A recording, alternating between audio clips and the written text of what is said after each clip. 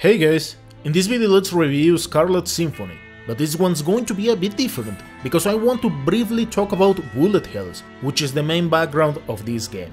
And add the classic topics, story, gameplay, graphics and music. So let's begin. In short, Scarlet Symphony is a spin-off of the Touhou series, on this side of the lake most commonly known because of the music and memes, rather than the video games. Probably you saw these kind of games in arcades, or at least I remember them in the most forgotten places of the arcade. Now this is just if you're curious about the topic, but as far as I know of the Touhou series, Scarlet Symphony takes inspiration from the 6th entry, perhaps the most popular game in the series, where if you do not patch the thing, this is madness! Now of course, if bullet hells are just too much and you wanna take it easy, probably the 10th entry might be a good starting point, because within bullet hells, it is really easy. Now to be honest, I don't want to end this small section with the Touhou series, because this genre is oftentimes seen as something for people beyond salvation. Other good bullet hells might be Mars Matrix, Mushihime-sama, Dodonpachi, Ikaruga, Death Smiles, Gundemonium Recollection. Not sure if Super Stardust is considered a bullet hell, but man, I'm just throwing names of the ones I would definitely recommend. If then again any of these games are way above your comfy zone, then I will say give their soundtrack a try. If you're into RPGs or the Touhou series, most likely you are going to like them. Once done with this small section, Scarlet Symphony begins with Reimu saying that the Scarlet Mist has spread way far, and that a particular vampire has to be behind this, then saying that there is something weird with this forest. After traversing a section of it, she finds Cyrno, the Ice Fairy, character who doesn't want to let Reimu pass because she always teases her. That is when Marisa appears, tagging along Reimu, to search what's going on with the Scarlet Mist, where our duo pretty much forgot that Cyrno was there, turning her furious. After a playful match, Reimu tricks Cyrno, telling her that she had promised that if she lost, she would join them, and that is how this trio begins the exploration. After this point, I don't think it is worth diving too much into more details, because this story is lighthearted, and more like a parody, a quite funny one in my opinion, where I had good laughs in several moments, as these characters have some amazing random conversations. I will say that most of them make sense if you know the references along the Touhou series. But even putting that aside, I will say it is an enjoyable story, but one that has to be taken with grains of salt. I will give it a 7. Not bad, not great. I'll say that it's going to depend from your humor. Gameplay wise, Scarlet Symphony takes inspiration from Castlevania Rondo of Blood. In other words, Reimu will use her Heisoku as a whip, and she is also able to fly.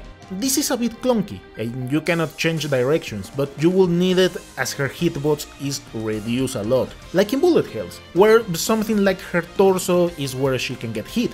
There is only one enemy that will push you to know that. Anyways, while flying you can throw cards, they don't deal too much damage, but the extra range is useful. As for other characters, unfortunately Marisa and Cyrno are not playable ones, but they can help with some special attacks. We could say that they are the adze and holy water of our Shrine Belmont. With those skills at hand, the game will throw some stages, and at the end of each stage, a boss fight. Boss that most likely is going to beat you a couple of times, and I will say the main dish of this game. I say it like that because in general the stages are on the so-so side. I don't consider this kind of platforming game as dated, but there is work to be done in its general execution. I understand that the inspiration came from Castlevania, but even in Rondo of Blood they had interesting transitions between stages, like when you're out of the castle but then after a while you get inside, the multiple corridors or paths the game has, along a good diversity of enemies here and there. Another decent example would be Contra 4, because in general there are multiple changes per level, where for example, the second stage begins in something like a lab, but moments later you will find yourself climbing on a different area, with different enemies, traps and challenges to work around. That is what I consider Scarlet Symphony needed, otherwise its level design falls a bit stagnant after a while. For those who really enjoy old school approaches, probably it's not going to be that much of a deal, but for newer generations, this one might fall short. That leads to the how long is a Scarlet Symphony question. You can beat it in something like 2-3 hours. Is that bad? Is that good? I will say that it is really friendly for people who want to get into the genre, because it doesn't throw the classic old school approach, where if you mess up, you need to repeat the whole game since the beginning until you pretty much become proficient. In my case, I needed like 3-4 hours, more or less, because I didn't increase the number of lives. That of course pushes you to learn patterns and how to tackle each stage and boss. I did it like that because I also wanted to beat the game on hard difficulty, which didn't disappoint. If you're a beginner, don't force yourself, but if you have some experience in this kind of games, fighting each boss on hard difficulty is a good rush of adrenaline, because they combine multiple attacks and patterns, similar to bullet hells. What annoyed me a bit in normal difficulty is that you can brute force your way in multiple battles, but in hard, you have to learn their patterns quite well. You'll get to know that death is too good for you. I will give this section a 7, because the general level design could be balanced in a better way. It can feel a bit bland. What saves this game are the boss fights, because I definitely love them. In the graphics section, I usually talk about the general performance, creativity, designs, and other technical things.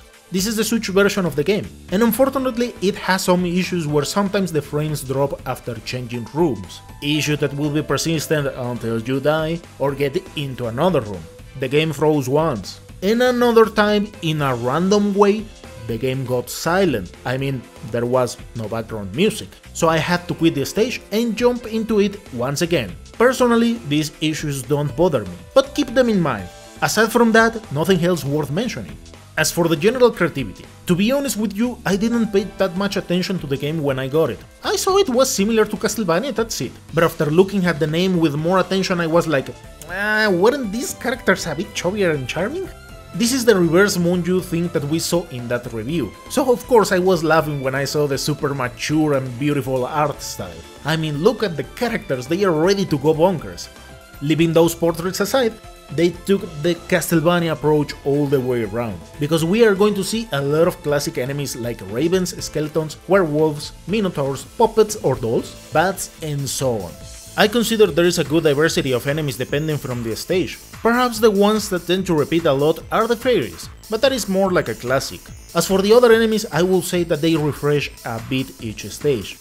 As for the levels, unfortunately this is where I will repeat myself with their design. I enjoy it. The stages show that classy side with forest, library, clock tower, the stairway to Dracula, but they definitely needed more love.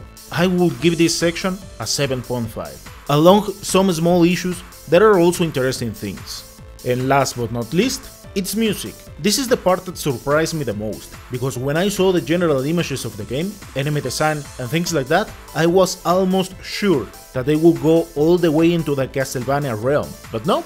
Sure, they take small pieces of inspiration here and there in some things like Legend of the Scarlet Devil.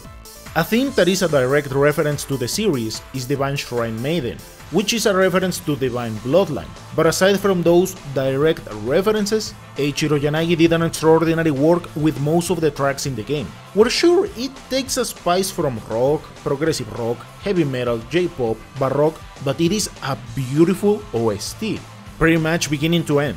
If there is something really captivating, is that these tracks give a lot of life to the game.